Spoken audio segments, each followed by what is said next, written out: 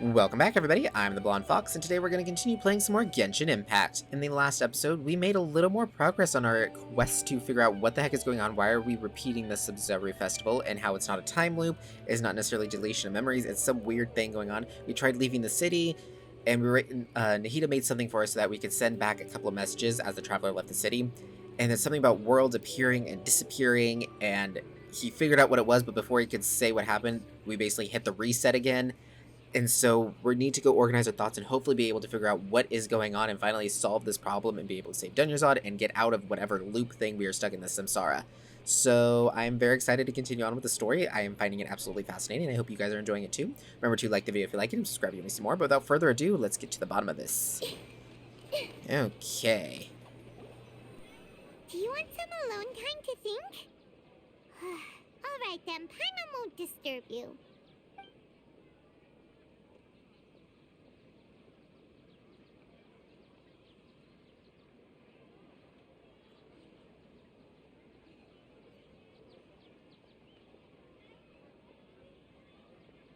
The dance of Sub-Zeros is about to begin. I'm going to go watch it. The dance of Sub-Zeros. It's that time already? Okay. Why don't you go ahead, Dunyarzad? We still have some other stuff to do first. Okay then. See you later. Have you figured it out yet, Traveler? Time is ticking away. I think I know the answer now. Awesome! What is it? Paimon wants to know. Oh, wait, no. Let's meet up with Nahida first. You can tell us both together. This time, we're gonna get to the truth. I'm really curious. You figured it out. What is the answer this time, buddy? Take it easy. Wish, wish, wish, wish, wish, wish, wish, wish, wish, wish.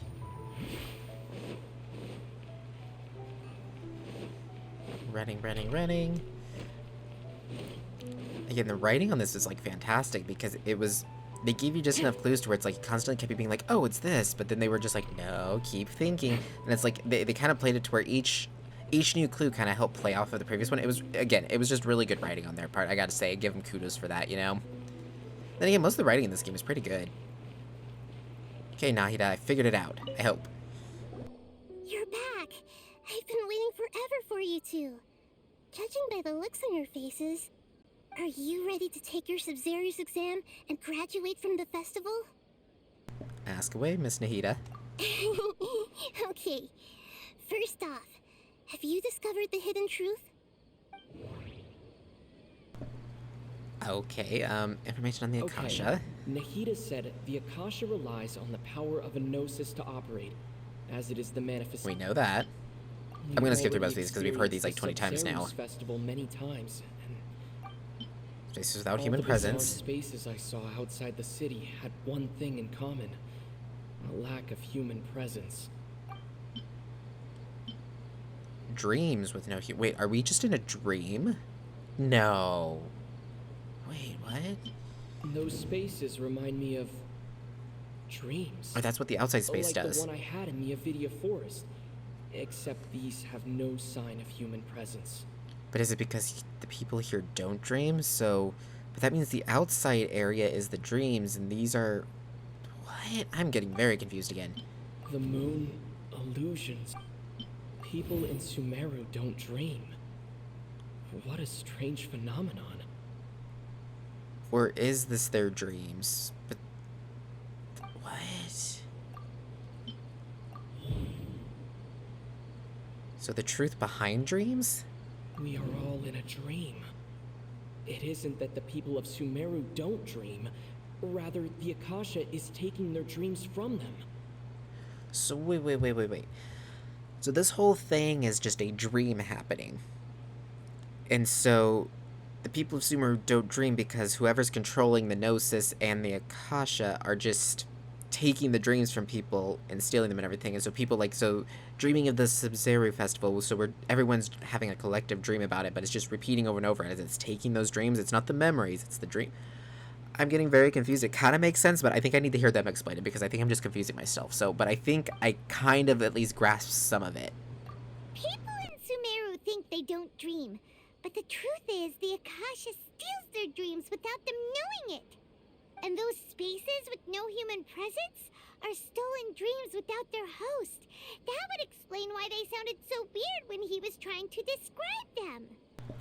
Okay, that makes a little more sense. Thank you, Paimon. So basically what he's saying is, so whenever in there, so this, where we're at now is a collective dream or someone's dream or whatever, and whenever he left the city, or maybe it's that they don't want people, okay, I still haven't fully figured that out, but basically, so, but what she's saying is that the outside area that he was explaining, all these worlds that appear and disappear at random and everything, that's people starting to dream, but then the Akasha takes those dreams, and because that takes them, they have no host, I guess? Or they're the stolen dreams in the Akasha, so... Okay, I'm confusing myself more, and I don't want to confuse you guys, so I'm just going to let it play through, and I'm not going to try to interpret it, because I think I'm just making myself more confused, so let's just continue. Huh. So people in Sumeru do dream after all. In fact, we're all in one big dream together right now. Correct answer. Now, how did you conclude that the Akasha is capable of this?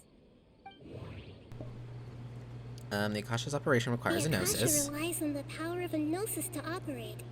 The Akasha is a manifestation of the God of Wisdom's It is the power. manifestation of the God of Wisdom's power. It compiles the wisdom of the entire It compiles populace, the wisdom of the entire populace, and it grants knowledge to the and people. it grants knowledge to the people. Well, I would say it's because of the fact that it compiles, That right? doesn't sound right. No? Okay, is it grants the knowledge? Is that it? Doesn't sound... No? Is it maybe this? Oh, okay. Yeah, I still don't understand. Those dream-controlling creatures in the forest also get their power from the Dendro Archon, right? That would explain why the Akasha has the ability to control people's dreams, too. But is stealing everyone's dreams really how the Akasha compiles their wisdom? Isn't there anything more to it than that? Dreams are fantastical, complex, and full of imagination.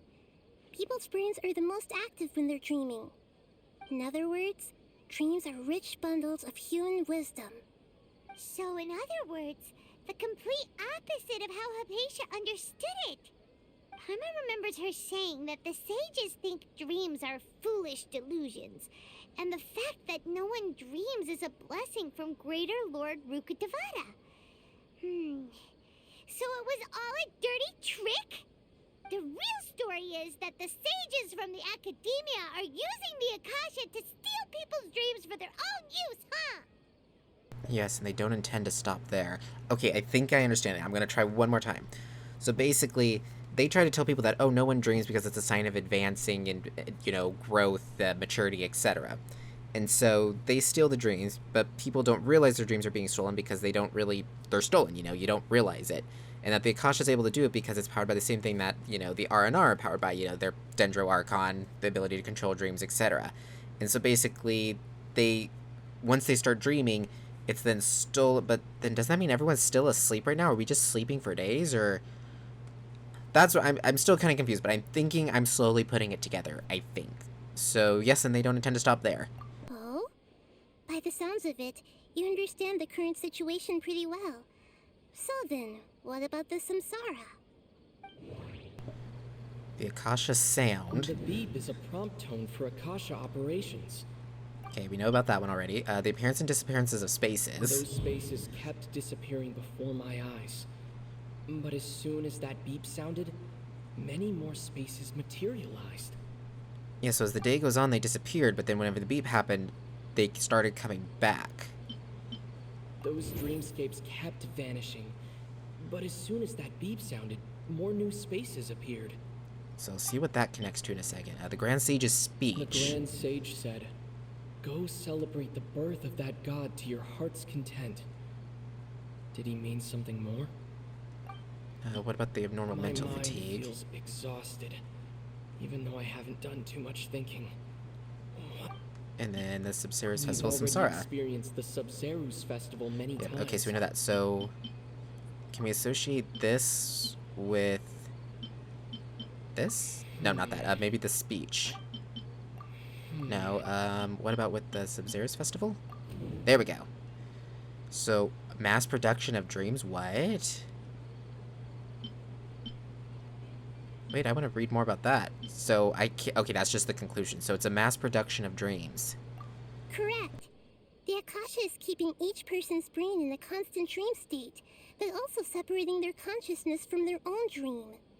Their disembodied consciousness is placed inside the collective dream of the Sub-Zero's festival along with everyone else's, while their now vacant dreams are harvested by the Akasha. Okay, I now get it. That just made it click in my head. So that's what's going on. So the Akasha, everyone thinks they're at the Sub-Zero's festival, they have them all dreaming, and the Akasha is keeping them all basically in a comatose state, much like Dunyarzad is there. They're all basically asleep. And so normally each person is in their own individual collective dream. But by doing this, by basically forcing them all to be in this dream, basically putting all their consciousness into the Sub-Zero's festival dream, all these other dreams are vacant, empty, and ready to be harvested, basically. And that's why they're not allowing anyone to leave the city, because if anyone leaves the city, they can start going basically dream hopping, is my guess. At least I'm assuming that, greatly assuming that. That's probably reading too much into it, but okay. So this is all basically a dream harvesting thing, where they're keeping all of the people in the city to basically keep them in this dream state here, in this dream, so that way their host dreams are empty, so they could take... Wow. Okay, I think I get it. Okay, let's continue. No one is any the wiser as another day passes in the dream, and so begins another samsara cycle. People wake up to yet another dream about the Sub-Zero's festival. The dreams that belong to them are once again harvested by the Akasha, and so it continues. So, this is like a dream factory, and the Akasha is a dream harvesting machine. Did Paimon get that analogy right? Very good, Paimon. Using analogies well is an excellent habit to get into. Okay, so that beep we keep hearing is actually from our real-life Akasha terminals. Taking off our terminals in this dream doesn't do anything. Alright, last question. Who am I?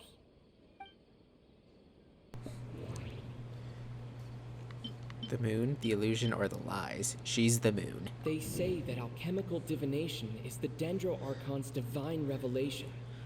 So then, if Nahida has referred to herself as the moon... I'll just read what the other two have to say. Think about it, wasn't illusions a hint... And then the Think lies. about it, wasn't illusions hint... Yep, so if she's the moon, it's basically cutting through the lies and the illusions, which means that she must be... Ding, ding, ding. He's probably going to get it, but so I'm not going to spoil it, but I think he'll get it here. So you noticed. You are Lesser Lord Kusanali. I thought that one would be the hardest question. That's why I put it last. That wasn't hard at all. Even Paimon guessed that. Everything about you is different. We just didn't want to expose you is all. Now that you mention it, Nahida, you've been hinting to us since the very beginning. It's funny, thinking back to when we were asking all over the place for info about Lesser Lord Kusanali. Paimon didn't expect to meet you like this. Oh, I love Nahida. Her character's so adorable. I have a lot of questions for you, but this doesn't seem like a good time. Yes, those can wait until we're back in real life. On the other hand, I'd be happy to answer any more questions you have about here and now. Yeah, you know what? I do want to go through these because I am actually curious. Why couldn't you simply tell us the truth? You asked me this question before. My answer was, it would literally blow your minds. Now that you know this is all a dream, this answer should hopefully make more sense. Have you heard the saying, don't wake a sleepwalker? Likewise, if someone suddenly had told you all this instead of you learning it on your own, your notion of reality and dream would be thrown into irreversible confusion. I couldn't expose you to that kind of risk. That's why I could only give you very subtle hints and some suggestions. Long story short, I'm really sorry I had to keep you guessing. So, how do the sages manage to keep people from noticing this? Firstly, this dream we're in is completely based on reality. People have already experienced this Sub-Zero's festival, so it would be very difficult for them to find anything that strikes them as surreal. Secondly, you're probably wondering why people don't have any memories from earlier samsara, right? That's because people don't remember their dreams most of the time anyway. And in any case, their actual dreams are being taken away from them by the Akasha. So whenever they wake up in this dream of the Sub-Zero's festival, they don't remember anything from their previous identical dream. That reminds Paimon. Traveler had a dream when we were in the Avidia forest, but couldn't see what it was about after waking up. Is that an example of what you mean? Yes. Only after receiving the blessing of Dendril can a person gain the Dendril element's dream-enhancing power. That explains the feelings of deja vu. Meanwhile, everyone else has no idea that they are in the Sub-Zero's Festival Samsara, while their dreams are stolen from them over and over again. About the side effects of a mass-produced dream. Can humans really keep dreaming forever like this? Will it ever end? And if so, when? You might say your mental fatigue has already answered this question. Eventually, there's only so much that people can tolerate. Especially those whose health is compromised to begin with, like Dunyarzad. This relentless exploitation takes an even harder toll on them. People's lives are at stake here, and nobody knows a thing! We've got to put a stop to this! So why is the dream about the Sub-Zero's festival? I know, right? Why did they have to base this dream on my birthday? Could it really just be a coincidence? Even you don't know the reason? Wow, now that's strange. The Academia sages are determined to harvest lots of dreams in a short time, no matter the cost. They have to be up to no good. Unfortunately, I don't know anything about it. Traveler, do you have any information? Poor Nahida, the way she said that, did it have to be on my birthday of all things? It's just like the poor thing. I would say the Grand Sage's The Grand speech. Sage said, "Go celebrate the birth of that god to your heart's content." Did he mean something more? Yeah, because remember, the Academia doesn't recognize Nahida as the true, like, they don't recognize her as their Archon. Okay, Nahida said the Akasha Yeah, we know this Lie- one already, and Those spaces remind me of... yeah, we know that one. I would say it's the Grand Sage's speech. Tells us all. Celebrate the birth of that god? Could it mean...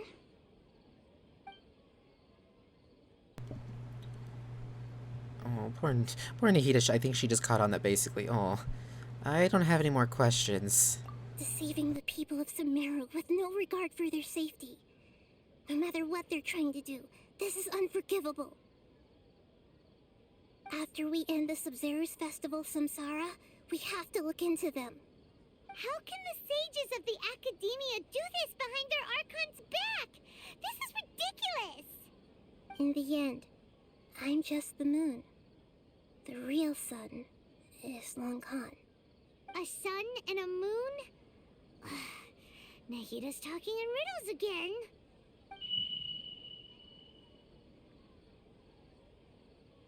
Oh, we're out of time today! I'll tell you how to break free of the Samsara tomorrow. See you then. Good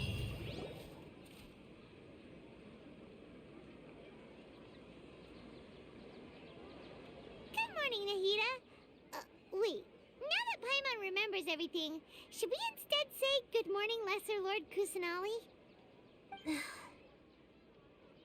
Hey! What's wrong, Nahida? You don't look too good. Where is Dunyarzad? She couldn't have... I'm afraid that what you're thinking right now is correct. Did Dunyarzad already disappear? No way! Are we too late? The real Dunyarzad's consciousness has indeed disappeared. It can no longer endure the constant dream harvesting. Oh. Okay, that's messed up. Oh, Traveler's gonna take it out on them, and I hope Nahida does too. This is just wrong on so many levels. We were so close. Paimon can't believe it. Wait, so what about that other Dunyarzad? Just what is she? Is she also going to disappear? She's actually something like a puppet, but not completely. The real Dunyarzad's consciousness could no longer keep playing her role in this dream. So another Dunyarzad appeared to replace her in the dream. Just like the grass and the trees, that Dunyarzad is just a building block of the dream that helps to keep it going. But personality-wise, she's nothing like the real Dunyarzad. Puppets are stiff and can't copy a living person's vitality. After all, they're just there as filler. You know, speaking of which, the old Dunyarzad might not have been too different from a puppet. Dunyarzad truly believed that she met you within her consciousness, and it was you who inspired her. So you do remember her after all. Yes. Back then, her family was overly protective of her. No one cared about her personality or thoughts. It was as if she only lived to stall her Elazar. I just gave her a little wisdom so she could look at life in a new way. So that she could be her own person. But even so, she still... It still meant a lot to her. You are a kind Archon. Far from it.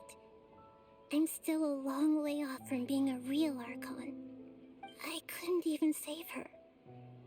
If I were a competent Archon, I wouldn't have let my most faithful follower die at the Sub-Zerus Festival with so many regrets.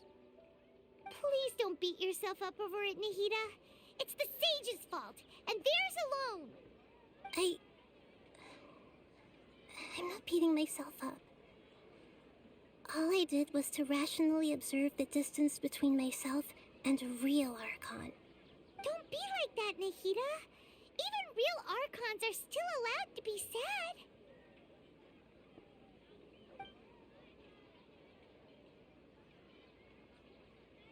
To prevent more tragedies like this, we must end the samsara as soon as possible. Great, but how do we do that? Although the Sub-Zerus Festival dream is under the Akasha's control, only humans can dream. Even the Akasha is unable to create them. That means this dream belongs to a host who created it.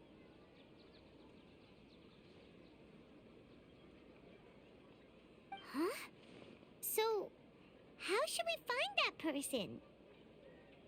Well, if this is someone's dream, then everything here must come from deep within their consciousness. Which means, with the power of imagination, they can change anything in this dream. Imagination? What do you mean by that? Imagination means breaking through what you perceive as normal. Like when a server at a tavern brings a plate to you, you'd naturally assume that food is on it. However, if you're the dream's host and you become aware that you're dreaming, when you imagine gold and more on the plate, the dream will respond in kind, and the server really will bring you gold and mora. But right now, our host is unaware that this is a dream. No matter how many times they're served, it will always be food. So we find the host. Then what? Find some way to make that person realize that they're dreaming. Usually, once that happens, the person will wake up and the dream samsara will be broken.